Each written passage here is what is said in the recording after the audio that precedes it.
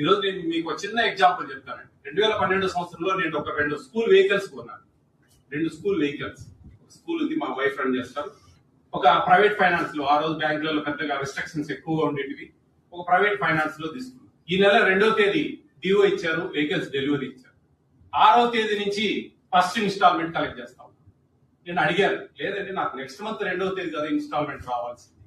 లేదు సార్, మాకు ఇట్లే ఉన్నాయి మా రూల్స్, మేము ఇప్పుడు తీసుకునేటప్పుడు 6వ తేదీ 7వ తేదీ అట్లా స్టార్ట్ చేస్తాం.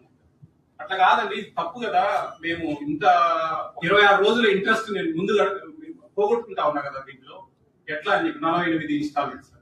సరే మంచిదే అని చెప్పేసి నేను కొంచెం మదన పడ్డాను. డబ్బులు పోయినందుకు కాదు, ఇది ఎంతమందికి ఈ విధంగా మోసం జరుగుతా ఉంది, ఎంతమంది దీంట్లో మోసపోతా ఉన్నారు అనే విషయం.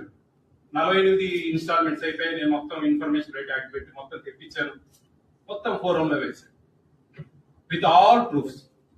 ఎంత ఎప్పుడెప్పుడు డబ్బులు కట్టిండేది, 26 రోజులు బిఫోర్ 48 ఇన్స్టాల్మెంట్స్ మొత్తం ఇంట్రెస్ట్ తో సహా నాకు ఒక 2-3 ఇయర్స్ తర్వాత అవన్నీ ఇచ్చారు. అంటే ఇదేదో సాధించామని కాదు నేను అనేది, అది నేను బాగా దాన్ని హైలైట్ చేసి బాగా మా చుట్టుపక్కల పేపర్ తెప్పించి అవేర్నెస్ అనేది చాలా ఇంపార్టెంట్ అండి.